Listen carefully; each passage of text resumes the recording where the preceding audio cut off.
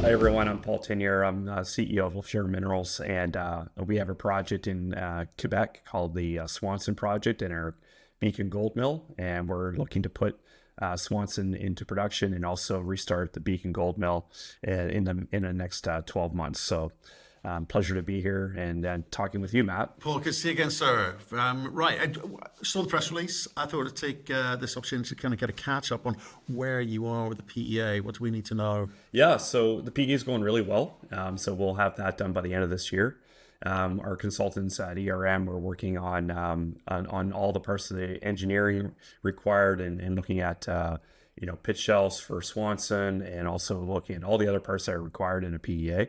And also looking and integrating Swanson into the Beacon Gold Mill. So we have lots of side projects on the go as part of the PEA, including looking at ore sorting. We've have SRC in Saskatchewan actually looking at that, then doing some preliminary testing.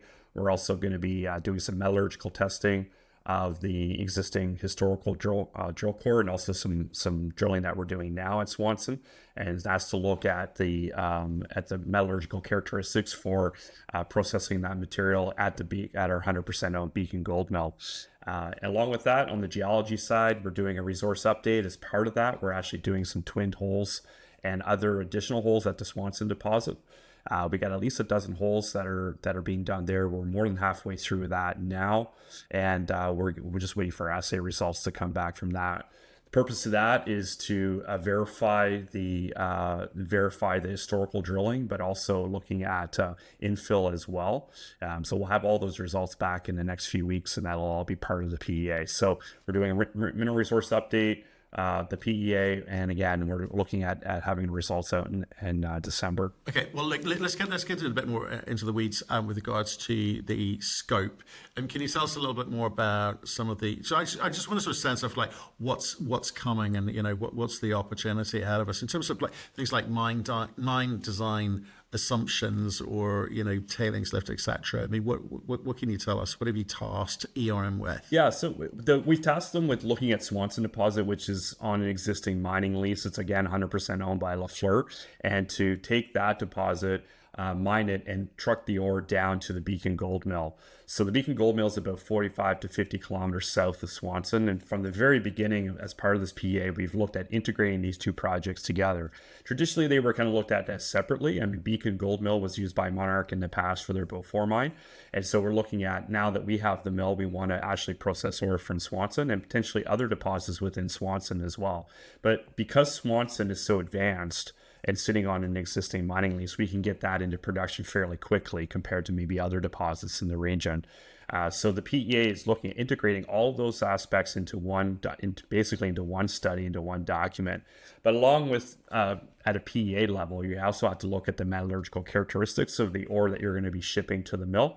And so because we have so much details on the Beacon Gold Mill, the flow sheets and the exact type of ore that it can process, we're integrating that with the Swanson deposit. So we are going to be doing some testing to de-risk everything, make sure everything is going to work well. We anticipate it will, just based on the existing information we have on the metallurgy for Swanson. Well, obviously PEAs sort of typically are kind of a little bit vague by nature, so you don't know too much. But you've got the kind of 2022 Beacon operating data in there. And I mean, how are you going about taking or reconciling that data with current kind of cost inflation to derive a slightly more cost baseline approach to this, rather than just generic benchmarking?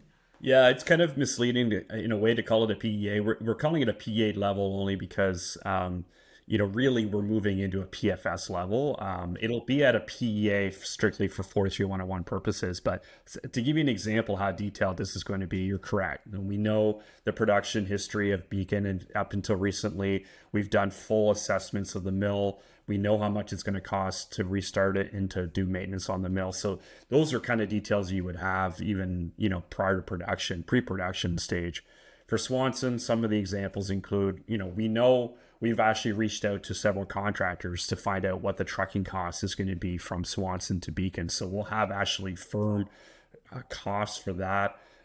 We know that there's rail nearby. We know there's previous mine plans, open pit mine plans for Swanson that were done by Nico Eagle about 15 years ago that were basically upgrading because there's been additional drilling done at Swanson. So with the pit is actually going to be larger. So it's really, we're getting close to a PFS level. I don't want to say it's going to be a PFS. It's not, because of the amount of additional environmental work that will need to be done, and potentially on the metallurgical side too. But we're pretty confident with the kind of detailed engineering and geological and metallurgical testing that we're doing, that we're going to be pretty confident to go into production with this. So we haven't made that decision yet, but we are on that route now. Like in terms of the inputs, how many of those you treat as kind of class 5 versus kind of higher class estimates in terms of your that certainty? I'll give you an example with the ore sorting. We're using historical drill core from the Monarch programs and some of the other programs in the past. However, we're also going to be we're also coring now at the deposit. So we're actually going to be integrating some of the more recent drilling into that. It's the same with the metallurgical testing. So sometimes with PEA levels, you'll make assumptions on metallurgical testing, recovery rates, based on maybe some older studies that have been done. But in this case, we're actually going to have tangible data, and we're actually going to be having SGS do that work on existing, basically right in the center of the deposit. So again, these are things that you typically do in a more advanced study like a PFS or an FS. So that's the kind of level we're doing this at. So and at the mill, we've got a team already in place there, and we're already got engineers, process engineers, metallurgists that are already working on the plan to restart it. We have existing stockpile on site from on the Beacon mill that comes from the previous deposit, so we're able to use about 5,000 tons for test material and be able to get that mill up and running. So again, typically with other projects, what makes us so distinct is that in other projects, you're making a lot of assumptions about this because none of it has been constructed or been done in the past. So when you're doing a PEA, it is a bit off the shelf, and you might have, significant error rates, 35 to 50%. In this case, we're not going to be anywhere near that. We're going to be much lower because of the fact that there's already been so much work done, and we already have an existing mill that was in production just 18 to 24 months ago. Right. So when you're looking at something like this, you're doing this again. This build, what do you think is the most important thing to focus on? Focus on execution of a 750 ton per day mill, or to show a kind of increased sort of ramp up phase through to say 1100 that I think you talked about in your presentations? Yeah, I think it's a combination of both. So, the nameplate's at about 750 tons per day. Right now, we're looking at Swanson as being our prime source of mineralized material to go into Beacon within the next 12 months. Beyond that, there's also the possibility of other deposits that are coming into play. We even looked potentially at custom milling as well. So, and processing, bulk samples and other large samples from adjacent deposits. So as we build that up, the PEA is going to be focused on Swanson and Beacon combined. So that's the primary focus of that study. But there is the option to upgrade the mill as we bring in more projects into the fold. So certainly this is just the beginning. We're looking at certainly expanding on the mill side as soon as possible. But basically at the moment, all the technical studies and all the work that we're doing is focused on Swanson. Okay, well, let me just ask you this. I just want to be clear in my head. What happens when the PEA comes out? How quickly do you actually move through to get into production? Well, as the PEA is going to be done by the end of the year, but in conjunction with that, we're already doing work at the mill. So we've already got a team looking at, restarting the mill. So there's cleanup to do, there's maintenance to do at the mill. All this is, so again, it's sort of part of the PEA, but not. It's sort of a separate project to get the mill restarted so that we are prepared, so that once the PEA is done and we make that production decision with Swanson, we know the mill is back up and running again. So the team is already working on that now. We have a series of process engineers, metallurgical engineers, mechanical, electrical. We'll be starting with like a team actually at Beacon doing all this work. And there's going to be a maintenance component, which is basically making sure the mill is back up and ready to go. And then there's an operational side of it too. The operational side initially, while the PEA in conjunction is to run the existing stockpile on site. Again, run through all through the entire flow sheet, all through the equipment, from the grinding all the way through to the rod mill, the ball mill, all the way through to the end into the Merrill-Crowe process, and just making sure that everything is running properly, so that everything's tuned up properly, so that when Swanson comes into play in early 2026, everything is running smoothly. Okay, understood. So if I look at actually the kind of the bulk sample that you took, I think you took about 100,000 tons Yes. bulk sample to kind of validate the costs and recoveries, which is great. But how do you kind of sequence map that to the initial pit phases that you're talking about over at Swanson? Yeah, And good question. you know, So the first phase will be 80 to 100,000 ton bulk. We call it a bulk sample. It's actually quite a large bulk sample. It's essentially the first phase of mining at Swanson. So, so this would be basically the starter pit at the deposit, and we would be taking that material. We're looking at ore sorting. So once we start that phase, not only are we sending the material, and again, we'll have the metallurgical test results to back up. We'll have some idea of what we're going to be sending, the kind of recoveries, the kind of head grades we're going to be getting based on the metallurgical test work that we're doing now and the ore sorting. What we're looking at now, though, is looking at ore sorting and the type of ore sorting technology that we could use at Swanson to make it as efficient and to potentially even beneficiate the head grade and make it a little increase in size. So Swanson, because every deposit is unique, when we look at an ore sorting study, we look at the specific parameters. And is it laser? Is it XRT? Is it some sort of visual ore sorting that's required? And so we're in that process now. But once we start in the bulk sample and we start looking at a larger, we can take larger material and then send it off for testing, or we bring an ore sorting equipment on site, portable. Most of it is very portable, and we do the testing on site. We bring the material after the ore sorting down, truck it down to Beacon, and we start running it through the mill for could be at least a year. And we're getting the material, we're getting all the results, we're getting all the recoveries.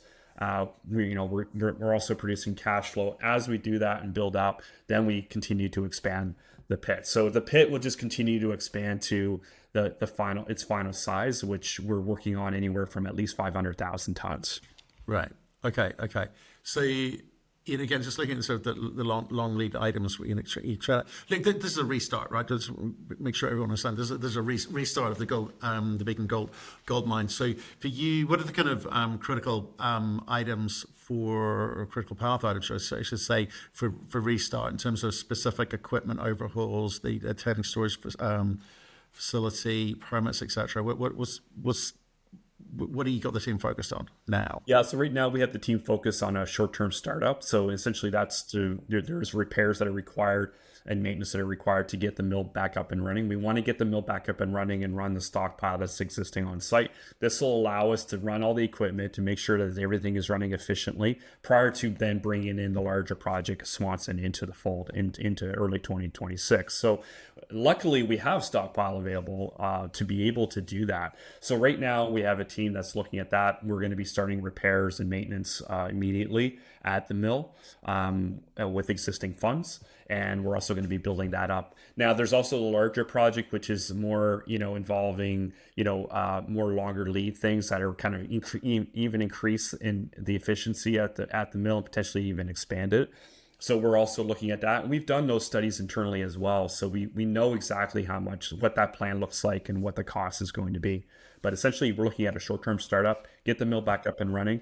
It hasn't run, like I said, in over almost 18 months. So we want to make sure everything's running. We know that there are certain items that need to be fixed. And this was, very clear after Monarch shut it down back in 2023. So a lot of it was known.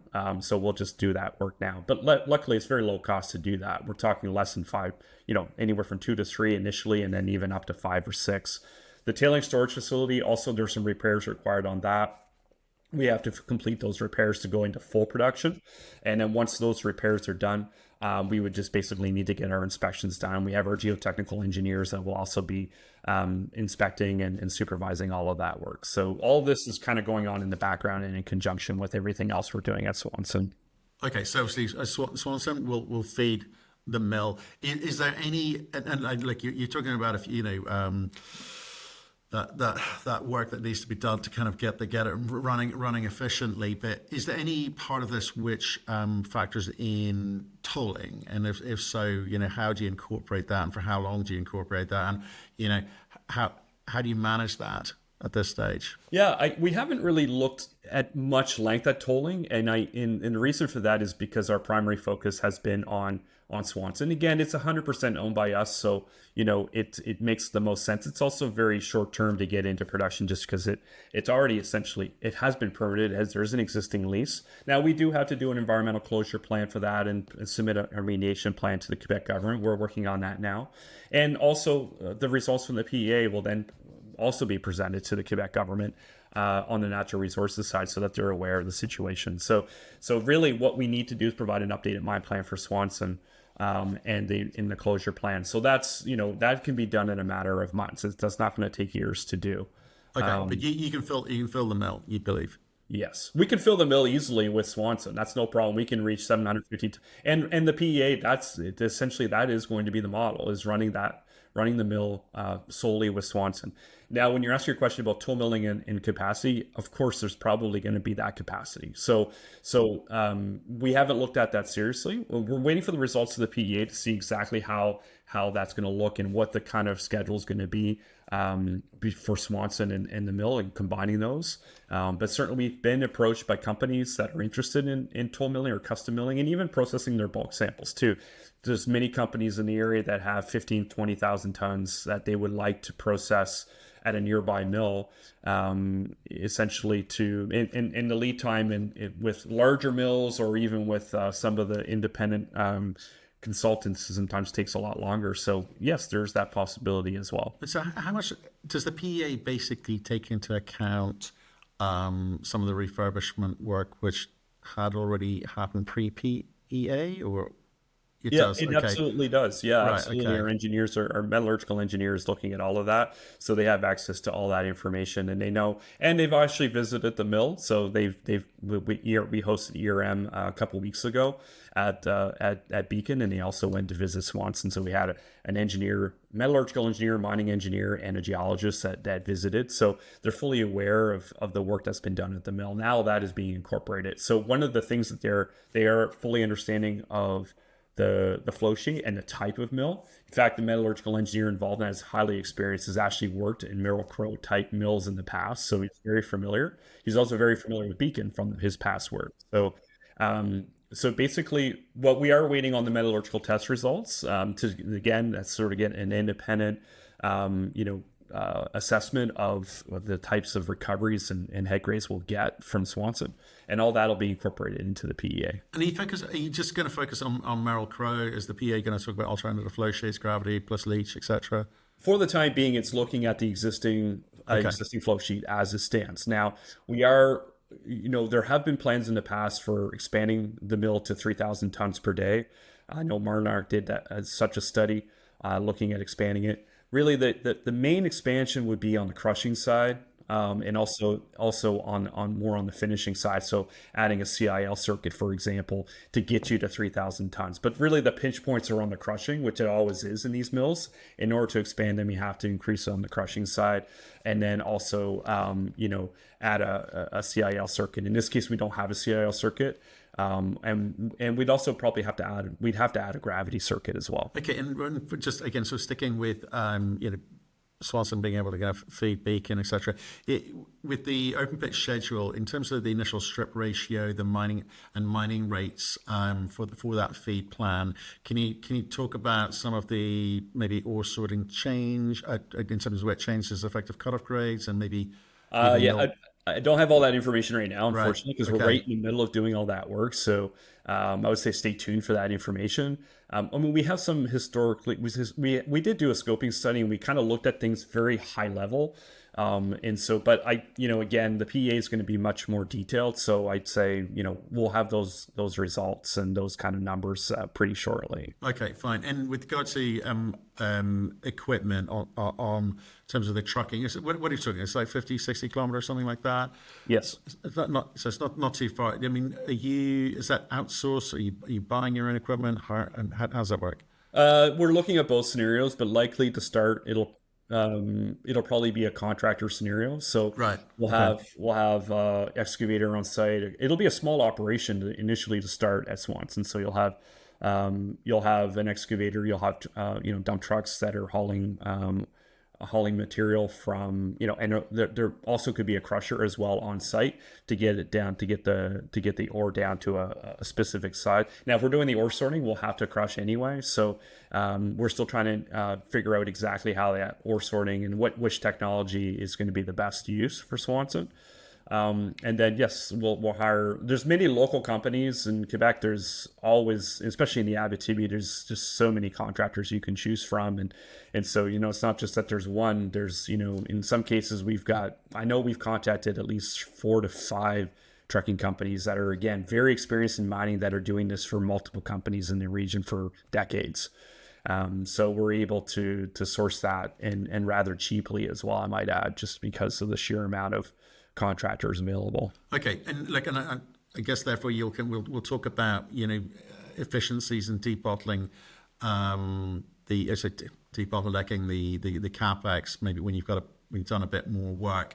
Can we talk about the end of that in terms of precipitation handling, doré security, refinery contract terms, etc. You got to get all of those ducks lined up as well. So where are you with those things?